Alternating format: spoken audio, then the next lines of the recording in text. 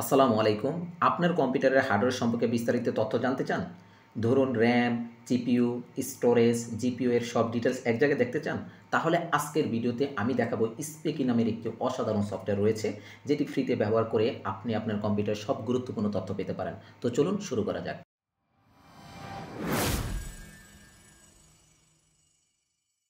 তো আগে জানার চেষ্টা করি স্পিকি সফটওয়্যারটি কী। স্পিকি সফটওয়্যারটি হচ্ছে পিরিফ্রম কোম্পানির তৈরি একটি জনপ্রিয় সিস্টেম ইনফরমেশন টুলস, যা আপনার সিপিইউকে বা র্যামকে বা স্টোরেজ, জিপিইউ অথবা মাদারবোর্ড হতে পারে, অথবা অপারেটিং সিস্টেম বা নেটওয়ার্ক ইত্যাদির বিস্তারিত তথ্য আপনি এক জায়গায় দেখতে পারবেন। আর এর মাধ্যমে আপনি কী কী জানতে পারবেন, যেমন ধরুন কম্পিউটারের কত জিবি র্যাম আছে, অথবা কোন ধরনের র্যাম ব্যবহার করা হচ্ছে, আবার ধরুন প্রসেসর কত গিগাহার্টজ বা ক্লক স্পিড কতটুকু আছে সেটাও দেখতে পারবেন। এছাড়াও আবার দেখতে পারবেন হার্ড ড্রাইভ বা এসএসডি কতটুকু ব্যবহার করা হচ্ছে বা তার অবস্থাটা কেমন রয়েছে। তারপরে আবার দেখতে পারবেন গ্রাফিক্স কার্ডের জিপিইউ এর ডিটেলস সম্পর্কে জানতে পারবেন। এরপর হচ্ছে কম্পিউটারের যে টেম্পারেচার রয়েছে বা তাপমাত্রা, সেটিকে আপনি চেক করতে পারবেন। অর্থাৎ অনেক কিছু করতে পারবেন, সেগুলো আমি ধাপে ধাপে বা স্টেপ বাই স্টেপ আপনাকে দেখানোর চেষ্টা করব। তো এই সফটওয়্যারটি সম্পূর্ণ ফ্রি, যেটি আপনার উইন্ডোজ 7 বলেন বা উইন্ডোজ 8 বলেন বা উইন্ডোজ 10 বলেন বা উইন্ডোজ 11 বলেন, সব ভার্সনে এই সফটওয়্যারটি কাজ করে। তো এখন দেখব স্পিকি সফটওয়্যারটি কীভাবে ডাউনলোড করতে হয়। তো এই জন্য প্রথমত আপনার ব্রাউজার ওপেন করবেন। ব্রাউজার ওপেন করার পরে অ্যাড্রেস বারে জাস্ট টাইপ করবেন CCleaner.com। এটি লেখার পরে এন্টার কি প্রেস করবেন। এন্টার কি প্রেস করার পরে CCleaner-এর যে অফিসিয়াল পেজটি রয়েছে সেটি ওপেন হবে। এরপর আপনি যেটি করবেন, ডাউনলোড যে একটি অপশন রয়েছে, জাস্ট সেখানে মাউস পয়েন্টারটি নেওয়ার পরে বা হোভার করার পরে এরপর একটা ড্রপ ডাউন লিস্ট আসবে। এখান থেকে এই যে দেখতে পাচ্ছেন ডাউনলোড স্পিকি নামে একটি অপশন রয়েছে, জাস্ট এখানে একটা ক্লিক করুন। ক্লিক করার পর এরপরে স্পিকি যে পেজটি রয়েছে সেটি ওপেন হবে। জাস্ট আপনারা দেখুন এখানে একটি ডাউনলোড একটি অপশন রয়েছে, অর্থাৎ ফ্রি স্পিকি। এটা কিন্তু একদম ফ্রি, সম্পূর্ণ ফ্রি। তো এই ডাউনলোড স্পিকি অর্থাৎ এই অপশনে জাস্ট ক্লিক করুন। ক্লিক করার পরে দেখতে পারবেন এটা জাস্ট এই সফটওয়্যারটি হচ্ছে 18 MB। এটা খুব তাড়াতাড়ি কিন্তু আপনাদের ডাউনলোড হয়ে যাবে। এই যে আশা করি দেখতে পাচ্ছেন, এই যে এখানে কিন্তু ডাউনলোড অলরেডি হয়ে গিয়েছে 18 MB। এখন এই সফটওয়্যারটি ডাউনলোড হওয়ার পরে কিভাবে সফটওয়্যারটি ইনস্টল দিবেন সেই প্রক্রিয়াটি আমি এখন দেখানোর চেষ্টা করব। সফটওয়্যারটি ডাউনলোড হওয়ার পরে কিভাবে এই সফটওয়্যারটি ইনস্টল দিবেন সেটি এখন দেখাবো। তো এটি করার জন্য এই সফটওয়্যারটির উপর ডাবল ক্লিক করবেন। ডাবল ক্লিক করার পরে ইয়েস অর নো নামে দুটি অপশন আসবে, জাস্ট ইয়েস বাটনে ক্লিক করবেন। ইয়েস বাটনে ক্লিক করার পরে কিছুক্ষণ একটু প্রসেসিং হবে। প্রসেসিং হওয়ার পরে আরেকটি অপশন চলে আসবে, একটু পরে দেখতে পারবেন। সেটি হচ্ছে যে পিরিফ্রমের যে কোম্পানি রয়েছে, তারা তো এটা তৈরি করেছে, তাদের একটি অপশন চলে আসবে যেখানে আপনার ইনস্টল একটি অপশন দেওয়া থাকবে। জাস্ট এই ইনস্টল অপশন একটা ক্লিক করবেন।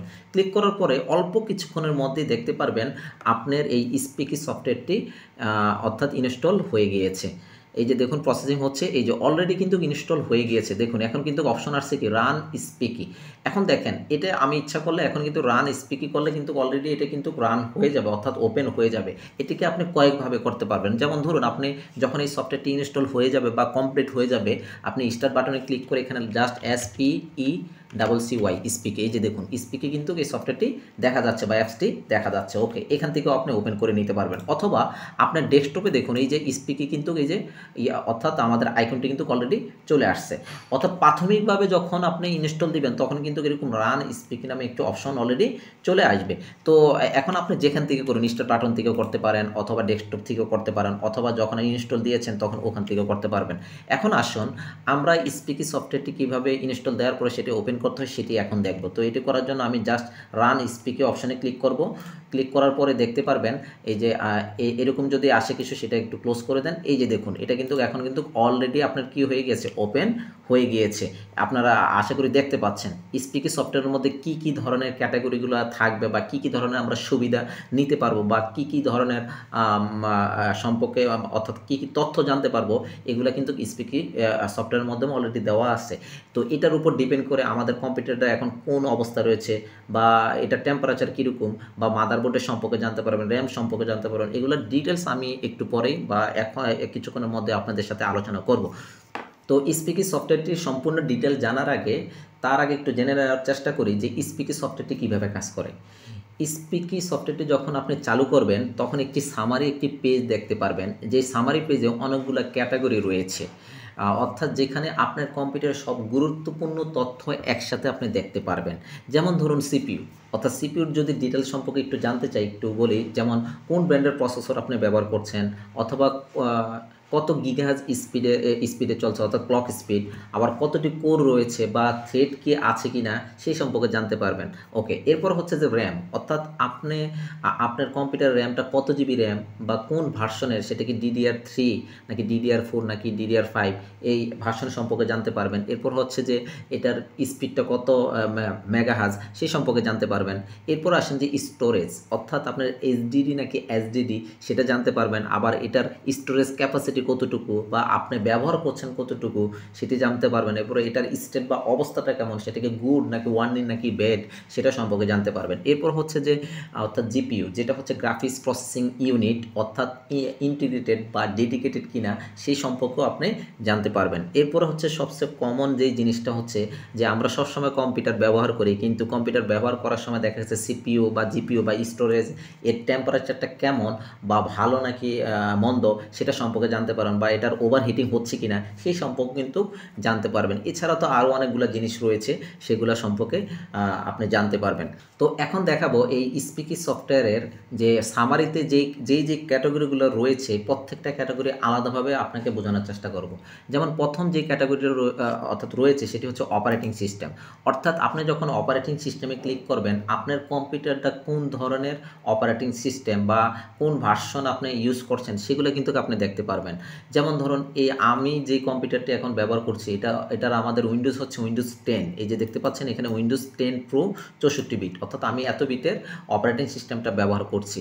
আর আমার কম্পিউটার টাইপটা সেটা কি ডেস্কটপ নাকি ল্যাপটপ সেটা সম্পর্কে কিন্তু আপনি এখান থেকে জানতে পারবেন না, যেহেতু আমি ল্যাপটপ ব্যবহার করছি এখানে কিন্তু দেখাচ্ছে ল্যাপটপ। ওকে, এরপর আসেন ইনস্টলেশন ডেট, আমি যে উইন্ডোজ 10টা যে ইনস্টল দিয়েছি 10 প্রোটা সেটা কত তারিখে ইনস্টল দিয়েছি সেটা কিন্তু এখানে কিন্তু উল্লেখ রয়েছে, প্লাস হচ্ছে যে কোন সময়তে দিয়েছি সেটাও কিন্তু এখানে দেখা যাচ্ছে। এরপর আসেন আমার এই অপারেটিং সিস্টেমের সিরিয়াল নাম্বার কি সেটাও কিন্তু এখানে বিস্তারিত সম্পূর্ণ দেখাচ্ছে, খুব চমৎকার কিন্তু এখানে একটা বিষয়। এরপরে দেখেন উইন্ডোজ সিকিউরিটি সেন্টার, আপনি এই সম্পর্কে জানতে পারবেন, বা উইন্ডোজ আপডেট কি সেটা কি ম্যানুয়ালিভাবে আছে নাকি আপনার অর্থাৎ অটো আপডেট হবে সেটা কিন্তু এখানে উল্লেখ আছে। এরপরে দেখেন উইন্ডোজ ডিফেন্ডার সেটা কি ডিজেবল অবস্থায় রয়েছে নাকি অ্যানাবল অবস্থা রয়েছে সেটি সম্পর্কে জানতে পারবেন। এরপরে দেখেন অ্যান্টিভাইরাস কি রয়েছে, অ্যানাবল রয়েছে, ডিসপ্লে নেম কি উইন্ডোজ ডিফেন্ডার, অর্থাৎ আপনি যদি এক্সট্রা কোনো অ্যান্টিভাইরাস অর্থাৎ সেট আপ করা থাকে সেটাও কিন্তু এখানে উল্লেখ চলে আসবে।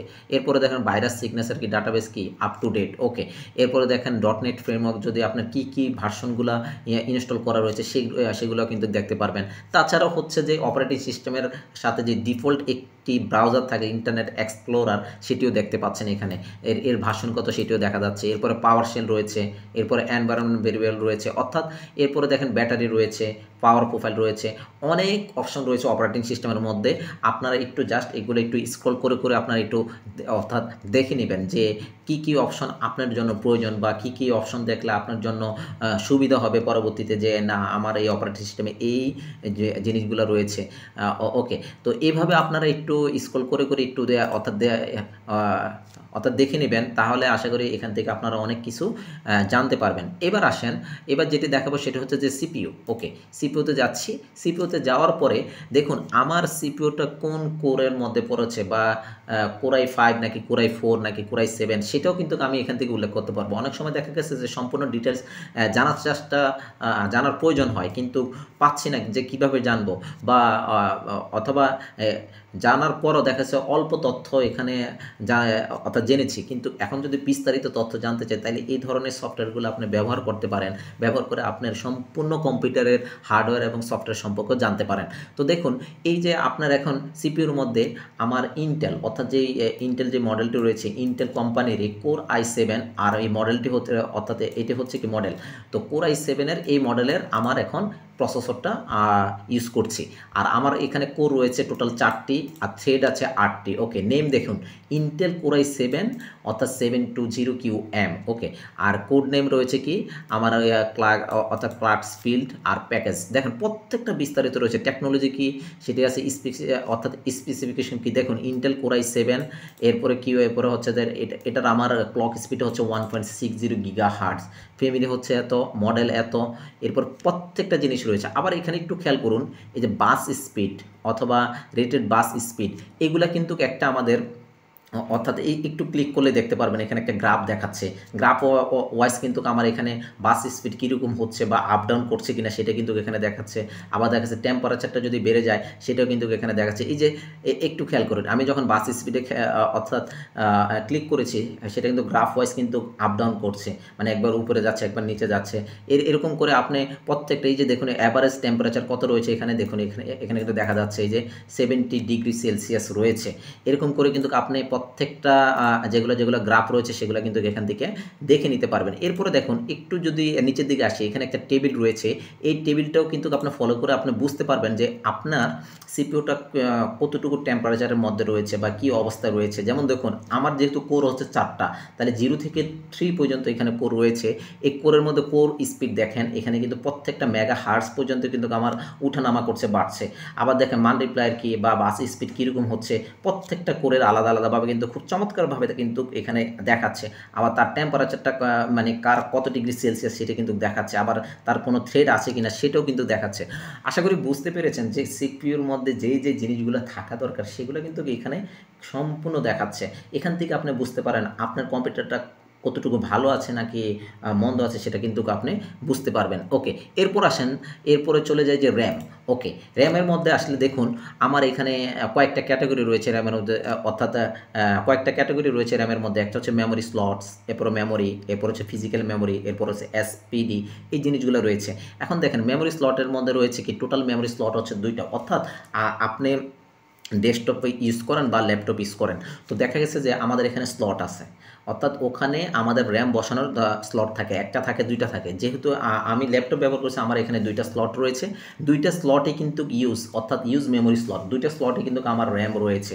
অর্থাৎ আমার র্যাম ওখানে রয়েছে যে একটা 4 জিবি রয়েছে আর একটা 4 জিবি, টোটাল 8 জিবি র্যাম রয়েছে। এই দেখুন, এরপরে দেখুন মেমোরি অর্থাৎ ফ্রি মেমোরি স্লট আছে কিনা, নাই, 0। যেহেতু আমার 2টা স্লট ছিল, 2টা স্লটে কিন্তু আমি র্যাম অর্থাৎ ইউজ করেছি, সেজন্য আমার 2টা স্লটে কিন্তু এখন ফুল ফিল আপ। এখন যদি এরকম হতো যে আমি একটা স্লট ব্যবহার করেছি আর একটা স্লট ব্যবহার করি না, তখন হতো টোটাল মেমোরি স্লট হচ্ছে 2টা কিন্তু ইউজ মেমোরি স্লট করা হয়েছে 1। ওকে, আশা করি এটা বুঝতে পেরেছেন। এরপর আসেন মেমোরি টাইপ। মেমোরি টাইপটা হচ্ছে কি আমার DDR3, অর্থাৎ এটার ভার্সনটা হতে পারে DDR4 হতে পারে, DDR5 হতে পারে, আমারটা হচ্ছে DDR3। আর এটা সাইজ কত, 8192 মেগাবাইট, অর্থাৎ যেটি হচ্ছে আমার 8 জিবি র্যাম রয়েছে 2টা স্লটে, অর্থাৎ এক একটা স্লটে 4 জিবি করে রয়েছে। ওকে, আর এটার চ্যানেলটা হচ্ছে ডুয়েল। ওকে, আর ডি র্যাম ফ্রিকোয়েন্সি দেখুন, এটার একটা ফ্রিকোয়েন্সি আছে, এখানে ক্লিক করলে কিন্তু সেটা কিন্তু গ্রাফিক্যালভাবে কিন্তু সেটা আপ ডাউন করছে। এরপর লেগেসি অর্থাৎ ল্যাটেন্সি, এগুলো আপাতত এই জিনিসগুলো না জানলেও চলবে, জাস্ট এটি একটু বোঝার চেষ্টা করেন। এরপরে দেখেন যে ফিজিক্যাল মেমোরি অর্থাৎ মেমোরি ইউজ, এটা খুবই ইম্পর্টেন্ট। দেখুন এই মেমোরি ইউজেস, অর্থাৎ আমার মেমোরিটা কতটুকু আমার ইউজ করা হচ্ছে সেটা কিন্তু এখানে দেখাচ্ছে। কেননা আমরা যখন বিভিন্ন ধরনের সফটওয়্যার যখন আমরা ইউজ করি বা সফটওয়্যার যখন রান করি বা সফটওয়্যার যখন ইনস্টল দিই, তখন কিন্তু মেমোরির উপরে কিন্তু একটা প্রেশার পড়ে। তো এই মেমোরির টোটাল ইউজ হয়েছে কত, এরপর টোটাল ফিজিক্যাল মেমোরি কত রয়েছে, অ্যাভেলেবল ফিজিক্যাল মেমোরি কত রয়েছে সেটা কিন্তু দেখাচ্ছে। অর্থাৎ আপনার 8 জিবির মধ্যে, যেহেতু আমার ল্যাপটপে এখানে 8 জিবি দেখাচ্ছে, 8 জিবির মধ্যে কতটুকু আপনি ইউজ করছেন, কতটুকু ফিজিক্যালি রয়েছে, অ্যাভেলেবল কতটুকু রয়েছে, এরপর ভার্চুয়াল কতটুকু রয়েছে। দেখুন এখানে আমার ভার্চুয়াল একটা মেমোরি আছে, যেটা ব্যবহার করে কিন্তু আমরা আদার্স কোনো কাজ করতে পারি। যা এরপর যেমন এখানে দেখেন অ্যাভেলেবেল ভার্চুয়াল আসছে কত আপনার 7.5 অর্থাৎ 7.5 জিবির উপরে রয়েছে। এগুলো কিন্তু এখান থেকে দেখা যায়, কিন্তু এই যে দেখুন এখানে কিন্তু এখান থেকে দেখা যায়। ওকে, এরপর আসেন যে এসপিডি, এটা আপাতত দরকার নেই, এখানে মডিউল স্লট 1 স্লট 2 যেটা আমরা এই যে উপরে কিন্তু আলোচনা করেছি, এই জিনিসগুলো এখানে বলা আছে। ওকে, এরপর আসেন যে মাদারবোর্ডে যদি চলে যায়, আমাদের প্রত্যেকটা কম্পিউটার ক্ষেত্রে মেইন হচ্ছে কি মাদারবোর্ড যদি না থাকে তাহলে, অর্থাৎ মাদারবোর্ডের মধ্যে তো আমাদের কি থাকে, সিপিইউ থাকে, র্যাম থাকে, সব কিছু তো থাকে। এই মাদারবোর্ডটা যদি না থাকে তাহলে তো আমরা কম্পিউটার তো ওপেনই করতে পারবো না, স্বাভাবিক কথা। এখন আসেন মাদারবোর্ডটা এটা কোন কোম্পানির বা এটার ম্যানুফ্যাকচার কে, মডেল কি, ভার্সন কি, এগুলো সম্পর্কে একটু জানার চেষ্টা করি চলুন। তো দেখুন এখানে এই যে মাদারবোর্ডের ম্যানুফ্যাকচার হচ্ছে কি ডেল, অর্থাৎ ডেল কোম্পানির, আর মডেলটা হচ্ছে কি এটা একটা মডেল নাম্বার দিয়েছে, আর ভার্সন হচ্ছে কি A02। ওকে, চিপসেট ভেন্ডর হচ্ছে কি ইন্টেল। ওকে, আর চিপসেট মডেল হচ্ছে DMI হোস্ট ব্রিজ। মানে প্রত্যেকটা জিনিস অর্থাৎ মাদারবোর্ডের এই ক্যাটাগরি খুব সুন্দর করে এখানে সাজানো আছে। আপনি এটা দেখে কিন্তু অনেক কিছু আপনার গ্রাহককে আপনি বা কাস্টমারকে আপনি বলতে পারবেন যে হ্যাঁ, এই যে দেখুন আমার এই হচ্ছে যে আমার মাদারবোর্ডের কনফিগারেশন। যদি আপনার কাস্টমার যদি জানতে চায় তখন আপনি এইভাবে কিন্তু অর্থাৎ তাকে জানাতে পারবেন। আবার শেষের দিকে ভিডিওর শেষের দিকে কিন্তু খুব চমৎকার একটি আরও কয়েকটা বিষয় রয়েছে, যেটা দেখলে আপনারা নিজেরাই অবাক হয়ে যাবেন যে এত কিছু জানা যায়। এরপর আসেন যে বায়োসটা হচ্ছে কি ব্র্যান্ড হচ্ছে কি ডেল কোম্পানির, অর্থাৎ bias basic input output system যেটি, আর ভার্সন হচ্ছে যে A05 আর ডেট দেখুন এটা 2010 সালে কিন্তু এই বায়োসটা ইনক্লুড করা হয়েছে। ওকে, আর পিসিআই ডাটা যেটা এইগুলো আছে স্লট পিসিআই, এগুলোকে মানে এই পিসিআই ডাটার মধ্যে যে ক্যাটাগরি রয়েছে প্রত্যেকটা ক্যাটাগরিতে আলাদা আলাদা টাইপ রয়েছে, ইউজেস রয়েছে, এগুলো একটু দেখে নিতে পারেন আপনারা যদি প্রয়োজন হয় এখান থেকে একটু দেখে নিতে পারেন যে আপনার যদি এটা যে মনে করেন যে এই জিনিসটা আমার জানা দরকার পিসিআই ডাটার মধ্যে, তো এখান থেকে দেখে নিতে পারবেন। ওকে, এরপর আসেন যে আমরা চলে যাই যে অর্থাৎ গ্রাফিক্সে। ওকে, গ্রাফিক্সে যাওয়ার পরে দেখেন আমরা যে একটা গ্রাফিক্স কার্ড ব্যবহার করি বা আমরা যে কোনো সফটওয়্যার বা অ্যাডোবি ফটোশপ বলেন বা ভারী ভারী সফটওয়্যার আমরা যখন ব্যবহার করি বা অটোক্যাড বলেন, তখন কিন্তু আমাদের গ্রাফিক্স সফটওয়্যারটি অবশ্যই লাগে বা গ্রাফিক্স ড্রাইভারটি লাগে, নয়তো কিন্তু আমরা এক্স্যাক্টলি বা স্মুথলিভাবে কাজ করতে পারি না। তো দেখুন এই গ্রাফিক্সের মধ্যে মনিটরের একটা বিষয় রয়েছে। আশা করি এটা বুঝতে পেরেছেন। আমাদের মনিটর অনেক সময় দেখবেন যে আমরা গ্রাফিক্স কার্ড বা ইনস্টল বা গ্রাফিক্স ড্রাইভার যদি আমরা ইনস্টল না করি, তাহলে দেখা যাচ্ছে আমাদের মনিটরটি একটু ঝাপসা দেখা যেতে পারে বা আমাদের অন্যান্য সফটওয়্যারগুলো না কাজ করতে পারে, বা দেখা গেছে স্ক্রিনের লেখাগুলো অনেক বড় হয়ে যেতে পারে। তো এই জন্য আমাদের গ্রাফিক্স ড্রাইভার সফটওয়্যারটি ইনস্টল দিতে হয় বা গ্রাফিক্স কার্ডটাও আমাদের সেট আপ করতে হয় বা গ্রাফিক্স কার্ডটা আমাদের এটার সাথে ইনক্লুড থাকতে হয়। আশা করি এটা তো অর্থাৎ কম্পিউটারের সাথে গ্রাফিক্স কার্ড ইনক্লুড করা থাকে, জাস্ট গ্রাফিক্স ড্রাইভারটা উইন্ডোজ দেওয়ার পরে সেটা দিয়ে নিতে হয়।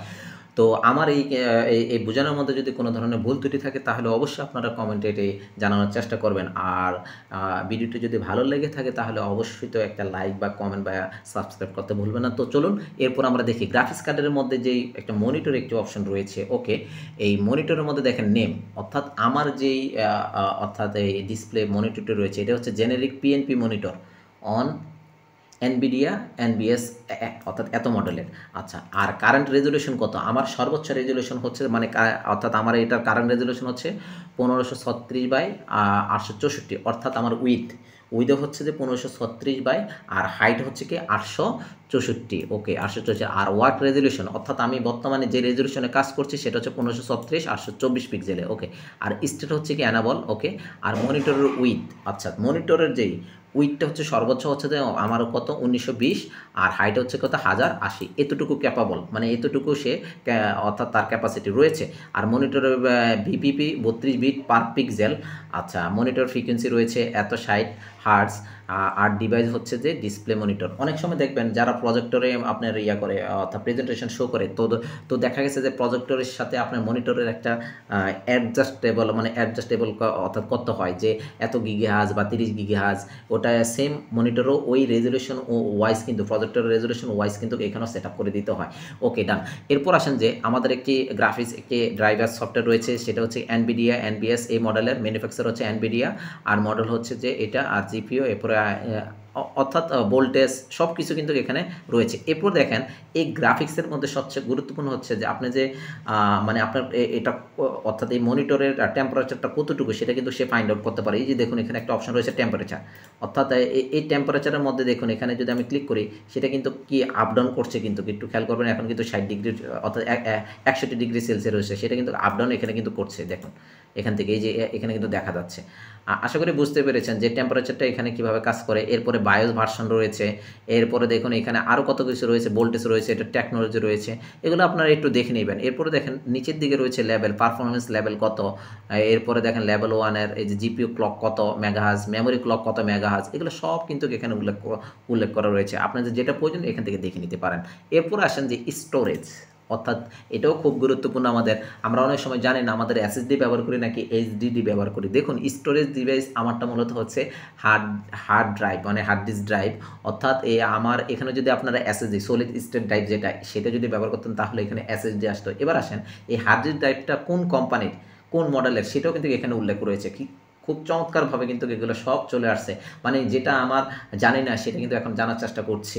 তো দেখুন এখানে তোশিবা, এই যে দেখুন তোশিবা তার একটা মডেল নাম্বার রয়েছে, অর্থাৎ এই হার্ড ডিস্কটা হচ্ছে যে আমাদের তোশিবা কোম্পানি, আর তার মডেলটা হচ্ছে কি আপনার এই যে এটা। ওকে, এরপরে দেখেন ম্যানুফ্যাকচারকে, ম্যানুফ্যাকচার হচ্ছে কি অর্থাৎ আমাদের তোশিবা। এরপর হচ্ছে হেড, হেড এখানে হয়েছে 16টি। এরপর দেখেন এখানে অনেক ট্র্যাক আছে, এরপর সেক্টর আছে, ডাটা অর্থাৎ সাটা টাইপ কি সেটিও এখানে উল্লেখ রয়েছে, সিরিয়াল নাম্বারও রয়েছে। এই যে এখানে কিন্তু এটার এই সিরিয়াল নাম্বারটি খুব ইম্পর্টেন্ট, এই সিরিয়াল নাম্বারটি রয়েছে। তারপরে দেখুন এখানে আরও অনেক কিছু রয়েছে, ক্যাপাসিটি রয়েছে কতটুকু, এই যে দেখুন খুব ইম্পর্টেন্ট অর্থাৎ ক্যাপাসিটি। আমার এই হার্ড ডিস্ক ড্রাইভটা মানে অর্থাৎ কত জিবি সেটা কিন্তু বা কত টিবি সেটা কিন্তু এখানে কিন্তু আপনি শো করবে। যেমন আমার এই হার্ড ডিস্কটা হচ্ছে 465 অর্থাৎ 500 জিবি আমার হার্ড ডিস্কটা রয়েছে। এরপরে দেখেন ইউজ ট্রান্সফার মোড কি, অর্থাৎ এখানে সাটার মাধ্যমে আমরা এই জিনিসগুলো দেখতে পারবো। এরপরে দেখেন স্মার্ট অর্থাৎ স্ট্যাটাস কি গুড। ওকে, আপনি এই হার্ড ডিস্কটা আপনার গুড নাকি ওয়ার্নিং নাকি বেড, অর্থাৎ আপনার হার্ড ডিস্কটা কি ভালো নাকি হার্ড ডিস্কটা মানে একটা রিক্সের মধ্যে রয়েছে, সেটা কিন্তু এখান থেকে দেয়, অর্থাৎ এই স্ট্যাটাস থেকে সেটা জানতে পারবেন। যেমন স্ট্যাটাস হচ্ছে কি গুড। ওকে, টেম্পারেচার কি, টেম্পারেচার হচ্ছে যে 41°C, অর্থাৎ এটা হাই টেম্পারেচার না একদম লো না, মানে একটা মোটামুটি একটা টেম্পারেচারের মধ্যে রয়েছে স্বাভাবিক। ওকে, এরপরে টেম্পারেচার রেঞ্জ কি, ওকে লেস দেন 50°, অর্থাৎ আপনার 50°-র নিচে রয়েছে। যদি 50°-র উপরে চলে যায় তখন কিন্তু দেখা গেছে সেটাকে একটা আপনার ওয়ার্নিং দিতে পারে বা পেইড একটি অপশন আসতে পারে।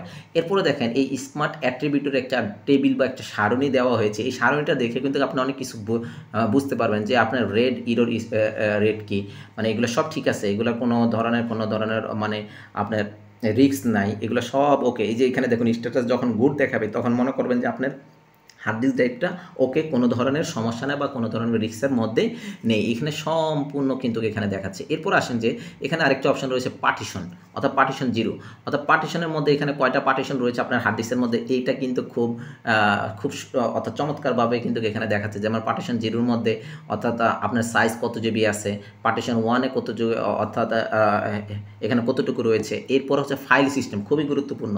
এই যে অনেক সময় আমরা হার্ড ডিস্কের ফাইল সিস্টেমটা কিন্তু আমরা জানার চেষ্টা করি, সেটা কি অর্থাৎ এফটিপিএস নাকি এনটিএফএস, এই জিনিসগুলো একটু জানার চেষ্টা হয়, তখন কিন্তু এখান থেকে আপনারা দেখে নিতে পারেন যে আপনাদের হার্ড ডিস্কের ফাইল সিস্টেমটা কি। ওকে, এরপরে দেখেন যে প্রত্যেকটা পার্টিশনের কিন্তু এক একটা সিরিয়াল নাম্বার রয়েছে। এরপর দেখেন ডিস্ক লেটার কি, এটার হচ্ছে কি ই ড্রাইভ, আর এটার সাইজ কত রয়েছে 221 জিবি, এটার অর্থাৎ কতটুকু ইউজ করছেন, কতটুকু ফ্রি রয়েছে সেগুলো কিন্তু এখানে দেখাচ্ছে, আবার অর্থাৎ পার্সেন্টেজ আকারে দেখাচ্ছে। মানে এক কথা হচ্ছে যে স্পিকি সফটওয়্যারটি আপনার জন্য খুবই গুরুত্বপূর্ণ, যে এখান থেকে আপনার কম্পিউটার হার্ডওয়্যার সম্পর্কে সম্পূর্ণ বিস্তারিত এখান থেকে জানতে পারবেন। এরপরে দেখেন এখানে আরও অনেকগুলো রয়েছে, ভলিউম 1 অর্থাৎ ভলিউম 1-এর ডিস্ক লেটার কি সি ড্রাইভ, এটি অর্থাৎ আমাদের যেটি উইন্ডোজ অপারেটিং সিস্টেমটি ইনস্টল করা রয়েছে। অর্থাৎ আপনার এক কথা হচ্ছে যে এই এসডিডি বা স্টোরেজে আসলে আপনার হার্ড ডিস্ক সম্পর্কে যা কিছু দরকার এখান থেকে জেনে নিতে পারবেন। এরপর আসেন যে এরপর আমরা যেটা দেখব সেটা হচ্ছে যে অপটিক্যাল ড্রাইভ। আমরা এখান থেকে যদি একটু চেষ্টা করি, আমরা এরপরে যাবো যে অপটিক্যাল ড্রাইভস, এখানে যাব, জাস্ট অপটিক্যাল ড্রাইভসে যাব। অপটিক্যাল ড্রাইভসে যাওয়ার পরে এখানে দেখুন অপটিক্যাল ড্রাইভস বলতে কি ওই যে সিডি ডিভিডি যেটা রয়েছে সেটা কিন্তু এখান থেকে জানার চেষ্টা করব। তো দেখুন এটার যেই আমাদের সিডির যেই রয়েছে সিস্টেমটা রয়েছে সেটার টাইপ হচ্ছে কি অর্থাৎ টেক ডিভিডি রোম, অর্থাৎ ডিভিডি রোম অর্থাৎ এই মডেলের। আর মিডিয়া টাইপটা কি ডিভিডি রিডার, আর নেম হচ্ছে কি আমাদের এই যে এই মডেলটা রয়েছে। এরপরে এবিলিটি কি রানিং এবং ফুল পাওয়ার। ওকে, মানে এটা কোনো ধরনের প্রবলেম নেই। যদি কোনো ধরনের প্রবলেম থাকতো, যদি এটা যদি কানেক্ট না থাকতো বা এটা যদি এখানে অ্যাডজাস্ট করা না থাকতো, তাহলে কিন্তু এখানে একটা অন্য আরেকটা মানে অর্থাৎ মেসেজ জানাতো যে এটা হয়তো বা এখানে অ্যাডজাস্ট করা নাই বা রানিং নাই। এরপরে ক্যাপাবিলিটি রয়েছে র্যান্ডম অ্যাক্সেস। এরপরে দেখেন রিড ক্যাপাবিলিটি, অর্থাৎ এখানে কী কী জিনিস সাপোর্ট করবে, যেমন সিডিআর, সিডি আরডব্লিউ অর্থাৎ রিড রাইট, এরপরে CD ROM, DVD RAM, DVD ROM, অর্থাৎ এই জিনিসগুলো আপনার এখানে সে ক্যাপাবল। ওকে, এরপর কনফিগ ম্যানেজার ইরর কোড, যেটা হচ্ছে ডিভাইস ইজ ওয়ার্কিং প্রপারলি। এই যে দেখুন এটা কিন্তু অলরেডি দেখাচ্ছে, কেননা এটা ওয়ার্কিং প্রপারলি দেখাচ্ছে। আপনি যখন মানে এই সিডি ড্রাইভটা যদি মানে অপশনটা যদি অর্থাৎ ডিজেবল অবস্থা থাকতো বা যদি কাজ না করতো, তাহলে এখানে device is not working properly এরকম একটা কি অর্থাৎ অপশন দেখাতো। এরপর দেখেন ড্রাইভ কি, জি ড্রাইভ, এটা কোন ড্রাইভে অর্থাৎ ইয়া করা আছে সেটা এখানে দেখাচ্ছে। এরপরে এখানে এসসিএসআই বাস রয়েছে, স্ট্যাটাস কি দেখুন এই যে ওকে রয়েছে। অর্থাৎ এক কথা হচ্ছে যে অসাধারণ একটি সফটওয়্যার, এটির মাধ্যমে আপনি এই অপটিক্যাল ড্রাইভের যেই তথ্যগুলো রয়েছে সেই সম্পর্কে জানতে পারছেন।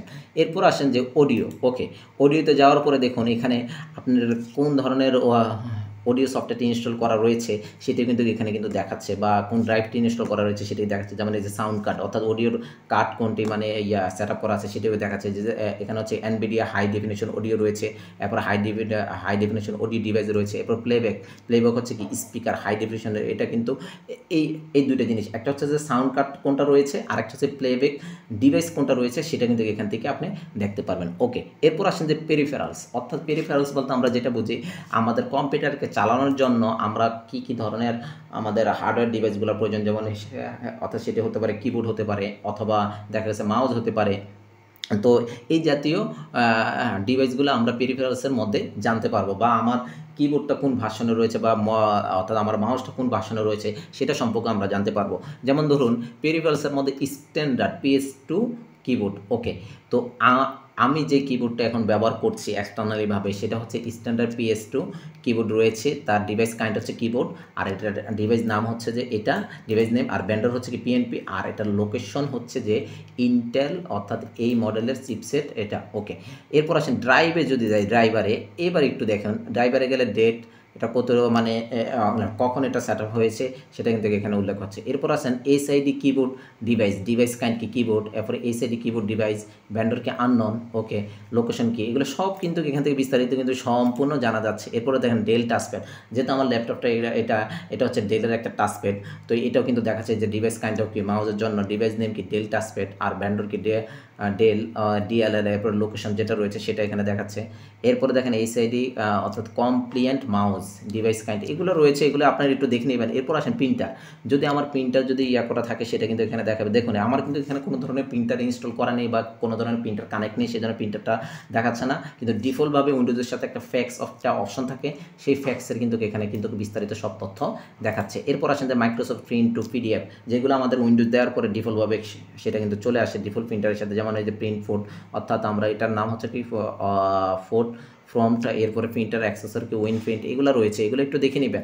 এরপর আসেন যে মাইক্রোসফট অ্যাক্সেস ডকুমেন্ট রাইট, অর্থাৎ এক কথা হচ্ছে যে আপনি যখন একটা উইন্ডোজ দেন উইন্ডোজের সাথে যেই ডিফল্টভাবে যে জিনিসগুলো থাকে সেগুলো কিন্তু এখানে দেখাচ্ছে। যেমন OneNote ফর উইন্ডোজ 10, অর্থাৎ আমরা OneNoteটা কিন্তু উইন্ডোজ 10-এর সাথে সেটা কিন্তু এখন বর্তমানে ইনস্টল দিলে সেটা OneNoteটা ইনস্টল হয়ে যায়। তো এই জিনিসগুলো কিন্তু আপনার ডিফল্টভাবে রয়েছে। যদি আপনি এক্সট্রাভাবে প্রিন্টার ইনস্টল দেন বা প্রিন্টারটা কানেক্ট দেন তখন কিন্তু এখানে প্রিন্টারের একটা নাম চলে আসবে, সেটাকে HP প্রিন্টার নাকি লেজার, অর্থাৎ ইপসন প্রিন্টার, এই জিনিসগুলো কিন্তু এখানে শো করবে, কোন মডেলের বা সিরিয়াল নাম্বার কি সেটা কিন্তু এখানে সম্পূর্ণ শো করবে। ওকে, আশা করি এই পেরিফেরালস ডিভাইসটা কিন্তু বুঝতে পেরেছেন। এরপর আসেন যে নেটওয়ার্ক, অর্থাৎ নেটওয়ার্ক ইন্টারফেস কার্ড, মানে আমরা যে ইন্টারনেট চালাই বা আমরা ইন্টারনেট ব্যবহার করি, তো এটার বিস্তারিত সব এখানে রয়েছে। যেমন ধরুন যে ইন্টারনেটের মধ্যে রয়েছে কি কানেক্ট থ্রু, অর্থাৎ এটা কি অর্থাৎ ব্রডক্যাম, এই যে অর্থাৎ আমরা যে ওয়াইফাইয়ের মাধ্যমে যে আমরা ইন্টারনেট চালাই, এই ওয়াইফাইয়ের এখানে এই মডেলটি রয়েছে এখানে। এরপরে তার IP অ্যাড্রেসটা কত আমার, অর্থাৎ এখানে কিন্তু দেখাচ্ছে। অর্থাৎ আপনি নেটওয়ার্কের থেকে আপনি যেটি করতে পারবেন সেটি হচ্ছে যে আপনার কোন ব্র্যান্ডের, অর্থাৎ আপনি কোন ব্রডব্যান্ড চালাচ্ছেন বা কোন ISP কোম্পানি থেকে, মানে সেটা কিন্তু এখানে উল্লেখ রয়েছে, আর তার IP অ্যাড্রেসটা কি, এরপর সাবনেট মাস্ক কি, এগুলো কিন্তু সম্পূর্ণ কিন্তু এখানে কিন্তু দেখাচ্ছে। এরপরে DHCP এটা কি এনেবল আছে কিনা সেটিও কিন্তু দেখাচ্ছে। আবার দেখুন এখানে net voice over TCP IP এগুলো কি এনেবল আছে কিনা সেগুলো, অর্থাৎ এক কথা হচ্ছে যে ওভারঅল আপনি নেটওয়ার্কের বিস্তারিত সম্পর্কে জানতে পারবেন এখান থেকে। এরপরে দেখেন যে লিঙ্ক স্পিড, আপনার কতটুকু স্পিড হচ্ছে, এটাকে BPS বিট পার সেকেন্ড, সেটা কিন্তু এখানে কিন্তু দেখাচ্ছে। এখানে যদি একটু ক্লিক করেন তাহলে কিন্তু বুঝতে পারবেন আপনার ইন্টারনেটটা এখন যদি আমি যদি এখানে কোনো ইন্টারনেট ব্যবহার করি, ইন্টারনেট ব্যবহার করার সময় দেখবেন যে এটার কিন্তু স্পিড আপ ডাউন হবে। এখন আমি তো ইন্টারনেট ব্যবহার করছি না, কিন্তু ইন্টারনেট কানেকশন রয়েছে, তখন দেখবেন যে এটা কিন্তু আপ ডাউন হবে। ওকে, এরপর আসেন যে এরপরে যেটা দেখাবো সেটা হচ্ছে কম্পিউটার নেম, অর্থাৎ আমার কম্পিউটারটা হচ্ছে কি এটার নাম হচ্ছে নেট বায়োস নেম হচ্ছে যে এটা, আর DNS নেম হচ্ছে যে এটা, এরপরে মেম্বারশিপ ওয়ার্ক গ্রুপ হচ্ছে যে এটা। ওকে, আর রিমোট ডেস্কটপ আপাতত কি রয়েছে, ডিসেবল রয়েছে। আমার যদি আমি কোনো একটা অর্থাৎ কম্পিউটারে অ্যাক্সেস করতে চাই রিমোটলিভাবে, তখন এখানে দেখাবে কি অ্যানাবল অবস্থায় দেখাবে। আর কনসোলটা রয়েছে যেটা, সেটা তো রয়েছে। আর ডোমেন হচ্ছে যে আমার এটা, ওকে। এরপরে হচ্ছে যে অনেক সময় দেখা গেছে যে এই যে এখানে উইন ইন অর্থাৎ উইন ইনিট যেটা ইনফরমেশন লেন কানেকশন রয়েছে, ওকে। ওয়াইফাই ইনফরমেশন কী রয়েছে দেখুন, এখানে কিন্তু এই যে নেটিভ ওয়াইফাই এপিআই ভার্সন এত, অ্যাভেলেবেল অ্যাক্সেস পয়েন্ট কাউন্ট এত, আর ওয়াইফাই হচ্ছে কি, ওয়াইফাইয়ের নাম হচ্ছে আয়শা হাউস, এটা রয়েছে। এরপর দেখেন নেম রয়েছে, ওকে, সিকিউরিটি, সব কিছু কিন্তু এখানে এই যে দেখুন, এখানে কিন্তু আবার কোয়ালিটি রয়েছে। এক কথা হচ্ছে যে নেটওয়ার্কের যা কিছু রয়েছে ইন্টারনেট সম্পর্কিত সব কিছু কিন্তু এখানে রয়েছে। এরপরে দেখেন ওয়াইফাই, এখানে দেখুন, এখানে খুব চমৎকারভাবে রয়েছে, মানে এই এই নেটওয়ার্কের মাধ্যমে এই নেটওয়ার্কের আওতায় কী কী রয়েছে, যেমন ওয়াইফাই হাবিব রয়েছে, ওয়াইফাই মাইম রয়েছে, রিয়েলমি রয়েছে, ওয়াইফাই T2 রয়েছে, এরপর টেন্টা, মানে অনেকগুলো ওয়াইফাইয়ের নাম এখানে কিন্তু চলে আসছে, ওকে। এরপরে দেখেন যে এখানে আরও বিস্তারিত রয়েছে, এগুলো আপনারা একটু দেখে নেবেন এখান থেকে। আর এখান থেকে নেটওয়ার্ক শেয়ার, এই যে নো নেটওয়ার্ক শেয়ার, কোনো নেটওয়ার্ক শেয়ার নেই। এরপরে দেখেন এই যে ব্লুটুথ ডিভাইস এখানে কানেকশন রয়েছে।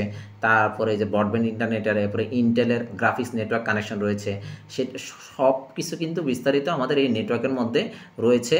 আপনারা এগুলো একটু একটু যদি ঘাটাঘাটি করেন বা একটু দেখেন একটু, তাহলে আশা করি আপনারা এই সম্পূর্ণ কম্পিউটার হার্ডওয়্যার সম্পর্কে আপনারা ভালো একটা ধারণা নিতে পারবেন এই সফটওয়্যারের মাধ্যমে। তো এতক্ষণ যেটি দেখালাম সেটি হচ্ছে যে স্পিকিস সফটওয়্যারের সম্পূর্ণ ডিটেলস, যে অপারেটিং সিস্টেম কি, সিপিইউ কীভাবে কাজ করে, র্যাম কীভাবে কাজ করে, এই জিনিসগুলো দেখালাম।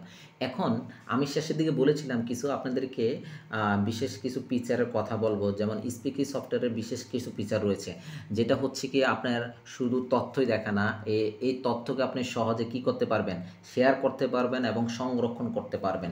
তো এই জিনিসগুলো আপনাকে দেখাবো।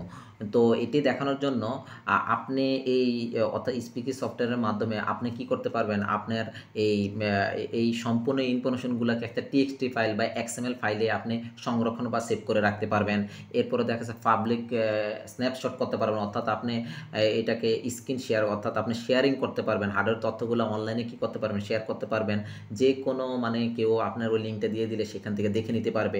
মানে ধরুন আপনার একজন কাস্টমারকে অনলাইনে মানে অর্থাৎ এই পিসির যে কনফিগারেশন রয়েছে সেটা যদি দেখাতে চান, তাহলে জাস্ট আপনি কি করবেন, ওই স্ন্যাপশট দিয়ে ওই লিঙ্কটা ওনাকে দিয়ে দিলে উনি এখান থেকে বিস্তারিত সম্পূর্ণ দেখে নিতে পারবে। এরপর হচ্ছে যে প্রিন্টিং অপশন রয়েছে, মানে আপনি যদি হার্ড কপি বের করতে চান সেটাকে পিডিএফ আকারে কিন্তু হার্ড কপি বের করতে পারবেন। তো এই জিনিসগুলো কিভাবে কাজ করে সেটি এখন আপনাদেরকে দেখাবো।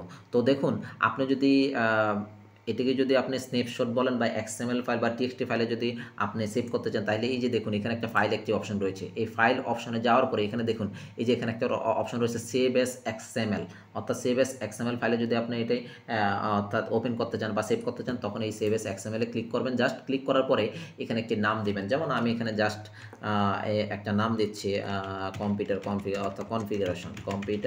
কনফিগারেশন ডিটেলস, এরকম দিলাম। দেওয়ার পরে এরপরে আপনি এটাকে অর্থাৎ এই জিনিসটাকে কোথায় সেভ করবেন সেটি এখান থেকে লোকেট করে দেন। যেমন আমি এখানে ডেস্কটপে সেভ করলাম, ওকে। ডেস্কটপে সেভ করার পরে এরপরে আপনারা যেটি করবেন, আপনারা জাস্ট সোজা আপনারা এখানে চলে যাবেন। এই যে দেখুন এখানে কিন্তু কম্পিউটার কনফিগারেশন নামে আমার একটি এক্সএমএল ফাইল ওপেন হয়ে গেছে। এখন যদি এটা আমি ডাবল ক্লিক করে একটু ওপেন করে আপনাদেরকে একটু দেখানোর চেষ্টা করি। এই যে দেখুন সম্পূর্ণ কিন্তু এক্সএমএল সিস্টেমে কিন্তু চলে আসছে। এখানে একটা বিশেষত্ব রয়েছে, সেটি হচ্ছে কি একটু খেয়াল করুন, প্রত্যেকটা কিন্তু ইন্ডিভিজুয়ালি আলাদা আলাদা ক্যাটাগরিগুলো কিন্তু এখানে চলে আসছে। এই দেখুন এখানে কি সামারি, ওকে, সামারি রয়েছে। আমি একটু বড় করে দেখানোর চেষ্টা করি, তাহলে বুঝতে পারবেন। এই যে দেখুন সামারি রয়েছে, একটু ছোট করি, ওকে, সামারি। এখন দেখুন এই যে সেকশন টাইটেল অপারেটিং সিস্টেম রয়েছে, ওকে। এই অপারেটিং সিস্টেমে যখন আপনি ক্লিক করবেন, এই যে ক্লিক করলে কিন্তু এটা মানে অপারেটিং সিস্টেম কি সেটা কিন্তু এখানে দেখাচ্ছে। আবার দেখুন এই যে সিপিইউ কি, সিপিইউর এই জিনিসটা কিন্তু দেখাচ্ছে। আপনি ইচ্ছা করলে এগুলোকে কিন্তু হাইড করে রাখতে পারবেন। এই যে দেখুন আলাদাভাবে এই যে র্যামের ইয়াটা কি সেটাও কিন্তু এখানে দেখাচ্ছে। প্রত্যেকটা যে মাদারবোর্ডের কিন্তু এখান থেকে দেখা যাচ্ছে। অর্থাৎ এগুলোকে আপনি আবার কি করতে পারবেন, আবার এখানে ক্লিক করলে সেটা বিস্তারিত দেখাবে, আবার যখন এখানে ক্লিক করবেন সেটা হাইড হয়ে যাবে।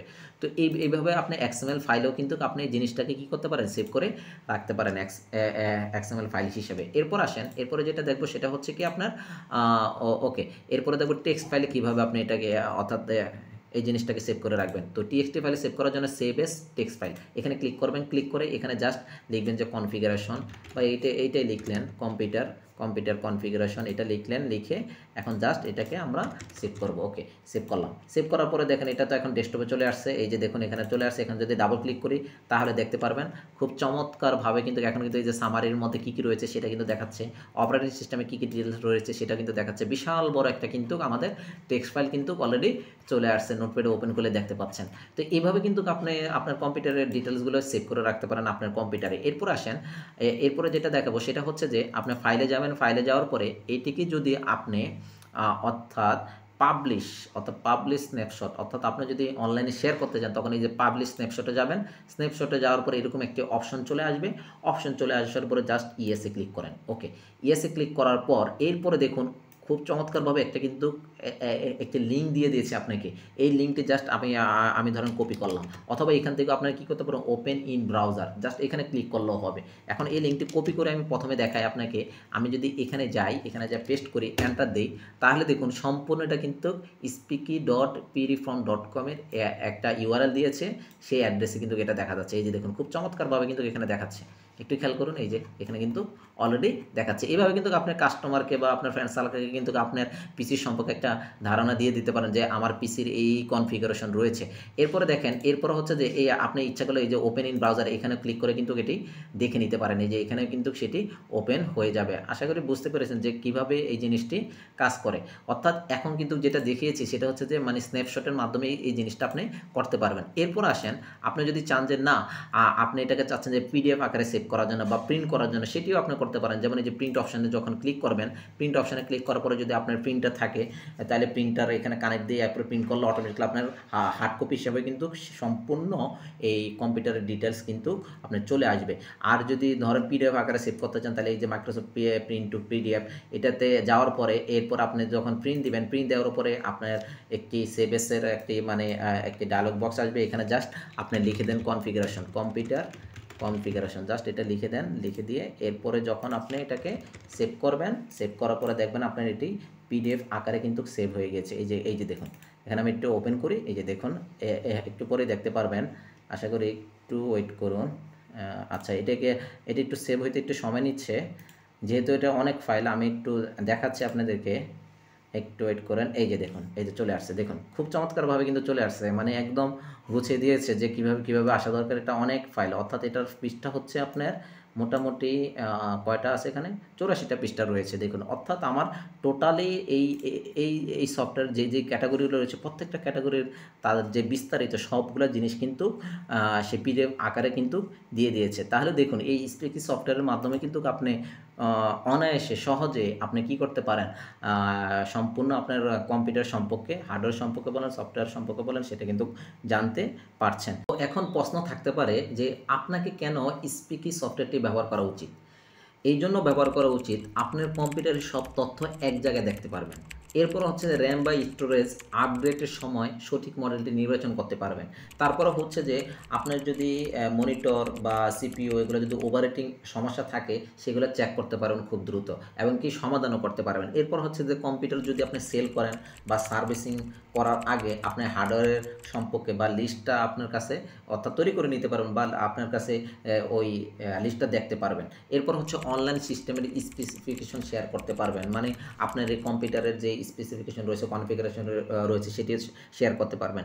আর এখানে আরেকটি বিষয় হচ্ছে যে আপনি এটি উইন্ডোজ 7 বলেন বা 8 বলেন বা 10 বলেন বা 11 বলেন, সবগুলা ভার্সনে সেটি কী করে আপনার কাজ করে। আর সবচেয়ে বড় ব্যাপার যেটি হচ্ছে সেটি হচ্ছে যে স্পিকি সফটওয়্যারটি সম্পূর্ণ ফ্রি। তো গাইস, আশা করি আজকের ভিডিওটি আপনার কাছে খুবই ভালো লেগেছে। যদি ভালো লেগে থাকে তাহলে লাইক, কমেন্ট এবং সাবস্ক্রাইব করতে ভুলবেন না। আপনাদের কোনো প্রশ্ন থাকলে কমেন্টে জানাবেন, আমি অবশ্যই রিপ্লাই দেওয়ার চেষ্টা করব। তাহলে দেখা হচ্ছে পরবর্তী ভিডিওতে। সবাই ভালো থাকুন, সুস্থ থাকুন। আসসালামু আলাইকুম।